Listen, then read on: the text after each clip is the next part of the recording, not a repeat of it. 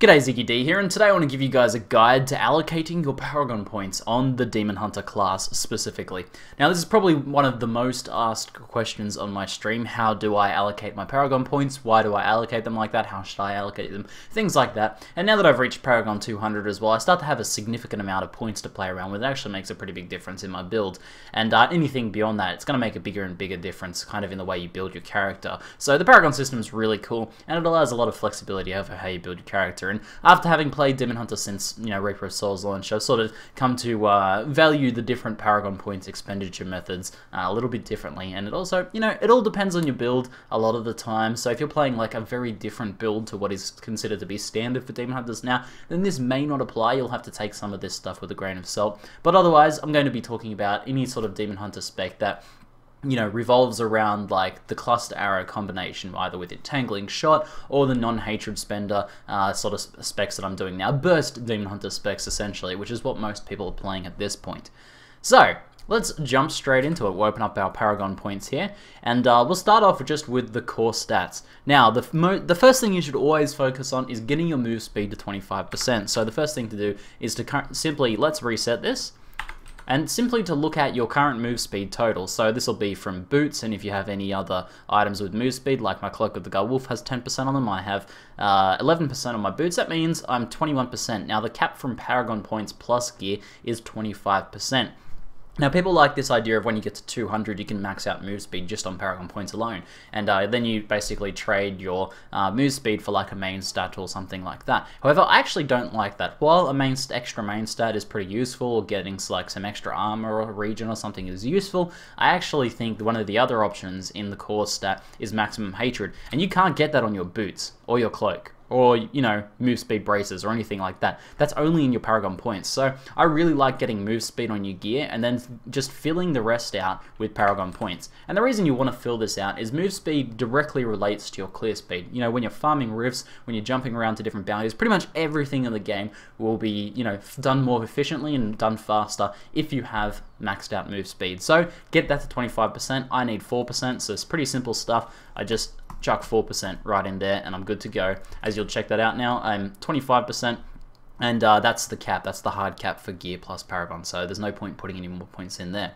Now, maximum hatred, I think, is the number 2 thing to spend on. Once you've maxed out your move speed, you want to dump it all into maximum hatred. These burst builds are all about dumping your hatred as quickly as possible, but there are some other pretty nice synergies here. Now, spending the rest of my 42 points currently, I actually get 21 extra hatred. Now, 21 over 150 brings us up to 171. It's actually pretty significant. That's actually, close to another cluster arrow, especially when you factor in my resource cost reduction. So that's a pretty big deal. Then when you start to add in things to the mix like Reaper's Wraps, which health globes restore 28% of your primary resource, this scales off your maximum resource. So getting more maximum hatred makes Reaper's Wraps even more effective than they are. Now, these guys can be easily crafted as well now. If you haven't crafted them, I highly recommend checking out my crafting video for these and crafting them. They are a best in slot item for Demon Hunter, hands down, and this is one of the reasons why that you have this excellent synergy here.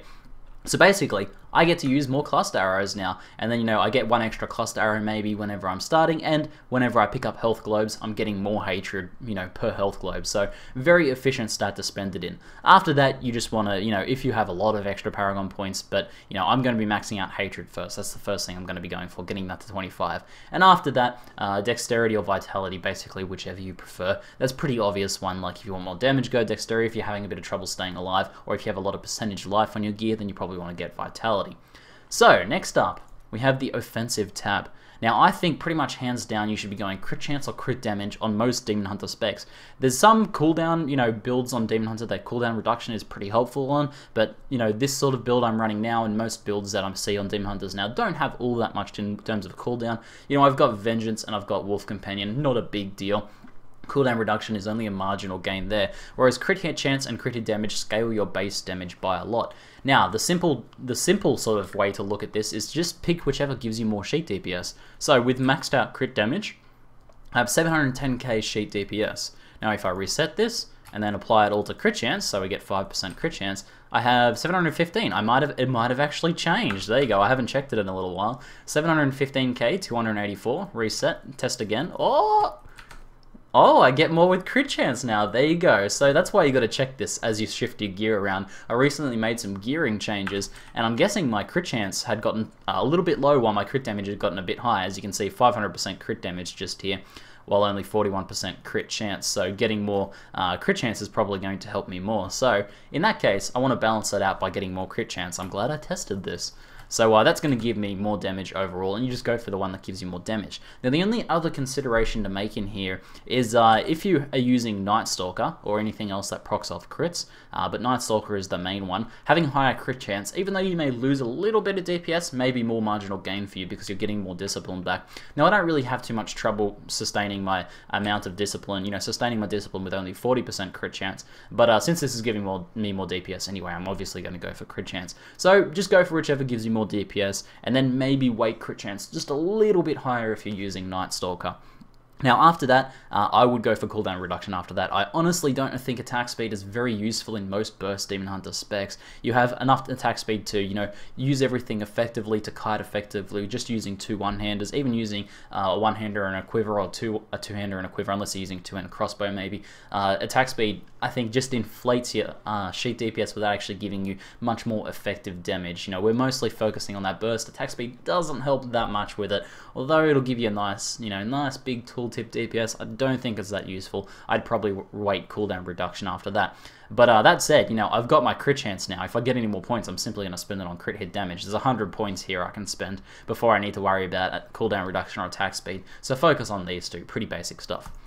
Next up, we have defense. Now, I think point for point, all resist is the best out of all of these, especially on a Demon Hunter. If you're on a wizard or something like that, resist all is not that great because you already have a lot of intelligence. If you're on a witch doctor, and if you're on a barbarian and you have a lot of armor from your strength, or if you're on a crusader, you have a lot of armor from your strength, armor's going to be better. I think for the Demon Hunter, all resist is very good. It'll help you mitigate those hits very well, and it seems to give the biggest marginal increase in toughness. Now, you can do a similar method with just this. We test out toughness.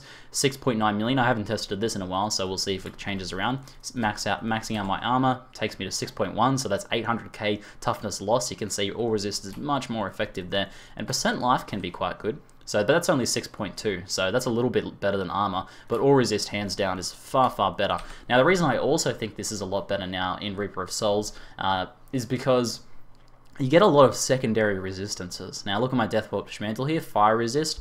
We look at this one, fire resist. What's another item I have here? Arcane resist, poison resist on my secondaries. Whenever you get one of these, you can't get all resist on that item. That means it's actually pretty hard to come by all resist. Now most items I find have a secondary resist, and it's very difficult to actually get all resist on those items. Now I make up for this by using some all resist gems, and I recommend you do that as well, just as a little side note. But it means that getting those all resist and the Paragon points is one of your best way to get that additional all resist and to bring it up to a suitable level. Even like looking at like fizz resist for the moment, because I don't have any fizz resist secondaries, it's pretty low. So that Paragon is very, very important there and helps out a lot. Now after that, you just really want a mixture of life and armor. If you've got a lot of vitality on your gear, life's going to be better, and you saw life was better for me, and then armor will be better after that. So I'd go resist, life, armor on most Demon Hunters, but of course this sort of thing depends on your gearing situation. If you have like 5 pieces of gear with extra armor on it, like my Deathwatch Mantle here for example, then percent armor might actually be a really good thing for you. But overall, I think you're probably going to be safe going for all resist if you're unsure.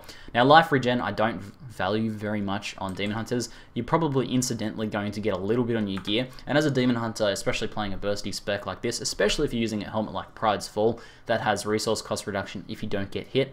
Demon Hunters, are all about not getting hit very often. When you do get hit, you take a fair bit of damage, but there's enough time between you get hit again where you can either use a potion, or your small amount of regen and life getting hit you just have incidentally will heal you up, or your Templar Follow will heal you up, or something like that will heal you up. I've even got like Bulkathos Wedding Band that heals me up as well. It's not hard to heal the Demon Hunter if you're not playing a sustained sort of build. Of course, if you're playing a sustained sort of build, a Grenadier spec where you're in close, life regen is going to be good. But for anything like, a burst build where you're trying not to get hit most of the time, and you have high dodge chance, I even use awareness to give myself 100% dodge chance a lot of the time, then regen's really not that helpful. So all resist probably hands down the best one there. Now, I like to put this one in an order here. Resource cost reduction being number one. We're playing a bursty spec, 10% reduced resource cost allows us to, potentially get an extra cluster arrow out or two, and you can actually test that simply by firing all of your cluster arrows, then changing your paragons and then testing it again, see if that gives you any difference. But that's not the only thing. If you're using like what I'm using here, preparation punishment, this is supposed to cost 25 discipline. Now let's use our hatred just here. So I'll expend all of this. Now my discipline is 63. It should cost 25. Nowhere near 25.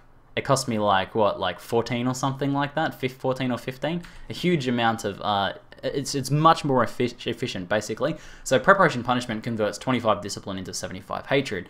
Now, if you have a resource cost reduction, the discipline cost goes down and down and down and down. That means you're going to get more hatred overall. So basically, I can sustain for a very long time through resource cost reduction. You see that it costs very little discipline. I can keep going. I can keep going. The longer you can do this, the more damage you're going to have, and the more you're going to be able to spec your character without using a hatred generator. You can eventually get to a breakpoint where you don't need a hatred generator, and that's what I am at in my build. So the Paragon Point resource cost reduction is very, very nice to get. Now, the one I rate second is area damage. Area damage is actually quite good. I don't think it's as good as resource cost reduction in that real direct damage and efficiency in your build you get from that, but area damage is an easy second. It's probably a close second.